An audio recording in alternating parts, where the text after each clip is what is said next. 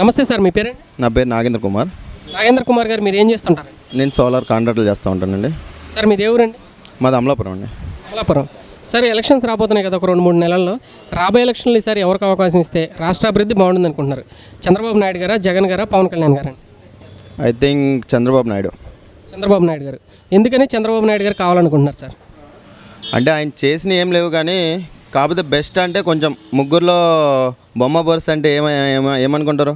బొమ్మ వేసినా బొరుసు వేసినా కానీ ఎవరో ఒకరు అనుకుంటారు. కానీ ఇక్కడ ముగ్గురు ఉన్నారు కాబట్టి ముగ్గురులో చంద్రబాబు ద బెస్ట్ అనమాట. నెక్స్ట్ వచ్చేసి వీళ్ళకి నిరుద్యోగ వృత్తి ఏదో అమౌంట్లో ఇస్తున్నారు కానీ అవన్నీ వేస్ట్ అనమాట. కుర్రోళ్ళని ఏదో బద్దకస్తులు చేసి ఇంట్లో కూర్చోబెట్టి మీకు 1000 రూపాయలు ఇస్తున్నాం, ఇది తీసుకోండి. రైతులకి 8000 ఏదో ఇస్తున్నారు, 9000 ఇవాళ టీవీలో చూసాను. 9000 అమౌంట్ ఇస్తారని చెప్పేసి అంటున్నారు. ఆ రైతులకి ఎందుకు ఇస్తున్నారని చూసండి ఒకసారి. ఇప్పుడు మన ఆనందపురం అని చెప్పేసి ఇటు చిన్న విలేజ్ ఉంది, అక్కడికి వెళ్ళి ఒక కొబ్బరి తోట చూస్తే 100 చెట్లు ఉండాల్సిన కొబ్బరి తోటలో మొన్న తుఫాన్కి 20 చెట్లు ఉన్నాయి. అంటే 80 చెట్లు దాంట్లో పడిపోయింది. దానికి కనీసం సాయం అందలేదంట. రైతు బాధపడుతున్నాడు. నేను వెళ్ళి మాట్లాడితే రైతు బాధపడుతున్నాడు. అంటే నేను ప్రతి కస్టమర్ దగ్గరికి వెళ్తాను, రైతుల దగ్గరికి, ఆ సోలార్ కాంట్రాక్ట్ పని మీద. దాంట్లో అందరు చెప్పుకుంటూ ఉంటారు ఎవరి కష్టాలు వాళ్ళు. కానీ రైతులు మాత్రం కొంచెం పైకి తీసుకురావాలి. అదేంటంటే చిన్న రైతులు, కౌలుకి చేసే వాళ్ళకి కూడా రుణాలు అనేది మంజూరు చేయాలన్నమాట. పెద్ద 100 ఎకరాలు ఉన్నవాడికి 8,000 ఇస్తారు, 100 ఎకరాలు ఉన్నవాడికి. ఆ కౌలు చేసేవాడికి మాత్రం ₹1 కూడా అందట్లేదు. అది ఒకసారి గవర్నమెంట్ ఆలోచించాలి. ప్లస్ నెక్స్ట్ ఏంటంటే డిఎస్సి ఎగ్జామ్స్ రిలీజ్ చేస్తున్నారు, అవి కోట్లలో జరగడం జరుగుతుంది. తెలంగాణలో అలాగే జరిగింది.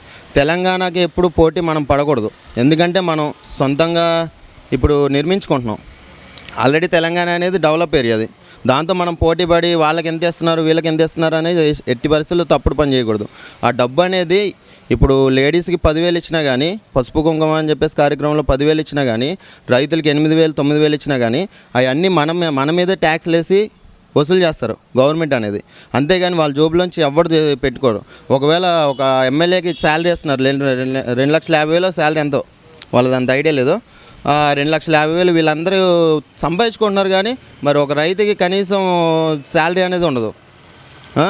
ఒక రైతు కష్టపడుతున్నాడు, కష్టపడ్డదానికి ఎప్పుడుగా ఆయన టవల్ భుజం మీద వేసుకొని, ఆ లుంగి కట్టుకొని, ఆ మాసిపోయిన బట్టలు వేసుకొని తిరగాలి. కానీ ఈ పొలిటికల్ నాయకులు ఓట్ల ఎలక్షన్లు వచ్చిందంటే పరుగున వచ్చేస్తారు. ఎక్కడి నుంచి వచ్చేస్తుందో ప్రేమ తెలియదు, ఎవరికి అర్థం కాదు. ఆ టైంకి వచ్చేసి దండాలు పెట్టేసి ఓట్లు వేయండి అని అడుక్కోవడానికి సిగ్గు ఉండదు. కానీ వాళ్ళకి కనీసం రైతు ఎంత కష్టపడతాడని చెప్పేసి ఎవరికైనా ఆలోచన ఉందా? ఎలక్షన్లు అయిపోయిన తర్వాత కనీసం ఒక రైతు కూడా అవసరం ఉండదు. వాళ్ళ ఇంటి ముందు గంటల తరబడి పొద్దున్న నుంచి సాయంత్రం దాకా వెయిట్ చేయాల్సి వస్తుంది. ఎందుకు వస్తుంది? ఒక యువకుడు రోడ్డు మీద తిరుగుతున్నాడు అంటే ఖాళీగా ఎందుకు తిరుగుతున్నాడు? నువ్వు 1000 రూపాయలు ఇవ్వాల్సిన అవసరం ఏమొచ్చింది? గవర్నమెంట్ అయినా కావచ్చు, ఎవడైనా కావచ్చు, నువ్వు 1000 రూపాయలు ఇవ్వాల్సిన అవసరం ఏమొచ్చింది? వాళ్ళని ఎదవలం చేసి వాళ్ళు చదువుకున్న చదువులకు విలువ ఇవ్వకుండా, ఒక జాబ్ వేయకుండా, ఏ జాబ్ లేకుండా రోడ్డు మీద తిరగడానికి నువ్వు 1000 రూపాయలు ఇస్తున్నావా? ఆ 1000 రూపాయలు ఎంతమందిని సంపాదించేస్తారు? ఒక 50 సంవత్సరాలు వచ్చిన ముసలావిడికి కానీ, ముసలాయనికి కానీ, 60 సంవత్సరాలు వచ్చిన వాళ్ళకి కానీ పెన్షన్లు ఇస్తున్నారు. ఆ పెన్షన్లు ఇచ్చినంత మట్టుకి వాళ్ళకి 2,000తో బతికేస్తున్నారా? వాళ్ళు ఈరోజు పని చేయాలంటే ఒక రైతుకి ఉపాధి హామీ పథకం పెట్టారు. ఒక రైతు కష్టపడి ఒక 10 మందిని మనుషుల్ని అక్కడ వర్క్ చేయించుకోవడానికి ఎవరు రావట్లేదు, కూలి పనికి ఎవరు రావట్లేదు. రైతులు చాలా ఇబ్బంది పడుతున్నారు. ఏ విషయంలో?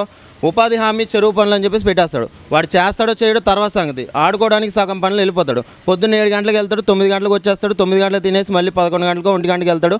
మధ్యలో ఇటు పర్సనల్ పనులన్నీ చేసుకుంటాడు. ఇక్కడ రైతు చెరుకు నరుకోవాల్సిన రైతులు చెరుకు నరకలేకపోతున్నారు. ఒక వరి పొలం వేయాల్సిన వాళ్ళు వరి పొలం వేయలేకపోతున్నారు. ఒక రైతుకి 40,000 ఖర్చు అవుతుందంటే ఆడికి 50,000 ఖర్చు అయిపోతుంది. వచ్చేది 60,000 అంటే ఇంక 10,000 గురించి ఏం కష్టపడతాడు సంవత్సరం అంతా? అది గవర్నమెంట్ ఆలోచించట్లేదు.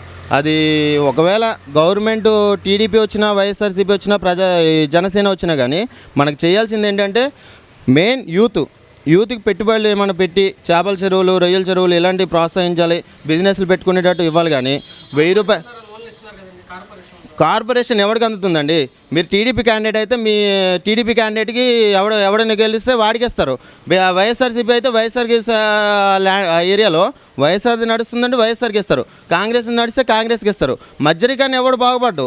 ఆ పొలిటికల్గా ఎవడైతే తిరిగి ఒకరిని కొట్టగలే దమ్ముంది, ఒకరిని తిట్టగలే దమ్ముంది అన్న ఓడికే వస్తుంది. కానీ ఇంట్లో కూర్చొని నా పని నేను చేసుకుంటాను, నా కుటుంబాన్ని నా డబ్బులతో నేను సంపాదించుకొని పోషిస్తాను అన్న ఓడికి ఎవ్వడు బాగుపడ్డు. మన ఇండియాలో బ్యాడ్ ఏంటంటే చెప్పుడు మాటలు ఒకటి బాగా వింటారు. ఎవడు భజనగాడు కనిపిస్తే ఆడ వెనకాల భజన చేయడమే. జగన్ అన్న జై, చంద్రన్న జై, పవన్ అన్న జై అని తప్పితే ఇంకా రూపాయి వచ్చినా కొడుకు ఎవ్వలేడు. అదొకటి మారాలి, ప్రజలు మారాలి. ఇప్పుడు మనం తిరుగుతున్నామంటే వాడు మనకి ఏమైనా చేస్తాడా అన్నట్టు కాదు, జనాలకి చేసేటట్టు చూసుకోవాలి, కానీ మనకి ఏదైనా చేస్తాడని తిరగకూడదు మనం. అది నా ఒపీనియన్. నెక్స్ట్ ఈ ఆడపడుచులకి పసుపు కుంకుమ అంటున్నారు. ఎలక్షన్ల ముందు ఎందుకు పెట్టారు? ఇన్ని సంవత్సరాలు ఏమైంది? డ్వాక్రా మహిళలకు లోన్ ఇస్తారు, లోన్లు ఇచ్చిన తర్వాత జీరో ఫైనాన్స్ చేసేస్తారు. ఒకవేళ ఎలక్షన్ల ముందు రైతులకి ఇవి ఇస్తున్నారు, ఏది లోన్స్ ఇస్తారు, 2 lakhs 1 lakh లోన్ వస్తుంది. ఆ లోన్ కూడా మళ్ళీ ఏం చేస్తారు, ఎలక్షన్లు అవ్వగానే మళ్ళీ మైనస్ చేసేస్తారు. ఏంటి రుణమాఫీ అని చెప్పేసి అంటారు. ఎవరి మీద పడుతుంది ఆ ట్యాక్స్? రైతులు కూడా ఆలోచించాలి. జనాలది కూడా తప్పు ఉంది. గవర్నమెంట్ నుంచి నాకు రూపాయి రావాలి, రూపాయి తినడమే అదృష్టం అని కోరుకుంటున్నారు చాలామంది. గవర్నమెంట్ నుంచి రూపాయి రావడం గొప్ప, తిన్నానంటే నేను అదృష్టవంతుని, నా జీవితంలో ఇంకో 1 కోటి రూపాయలు సంపాదించినట్టు అని చెప్పేసి ఫీల్ అవుతున్నారు జనాలు. ఆ ఫీలింగ్ అనేది రాకూడదు. కష్టపడి సంపాదించుకోవాలి, కష్టపడ్డ డబ్బు దాచిపెట్టుకొని ఏదో చేసుకోవాలి. కానీ ఆ గవర్నమెంట్ ఎప్పుడు మారుతుంది, ఎప్పుడు రుణమాఫీ రద్దు చేస్తారు, అప్పటిదాకా డబ్బులు తీసుకుంటాడు. 4 సంవత్సరాలు లోన్ తీసుకున్న తర్వాత ఎప్పుడెప్పుడు ఎలక్షన్లు వస్తాయి, రుణమాఫీ ఎప్పుడు చేస్తారా అని చెప్పేసి ఆ డబ్బులు కట్టకుండా అలా చూస్తూ ఉంటారు. దానికి కొద్దిగా మంచి చట్టం తీసుకురావాలి. చట్టాలు మార్చుతూ ఉంటారు, ఎందుకు మార్చుతారో అలాగే తెలీదు. కొంచెం యూత్కి ఏమైనా ఛాన్స్ ఇచ్చి అందరినీ జాగ్రత్తగా చూసుకుంటే చాలా, అంతే.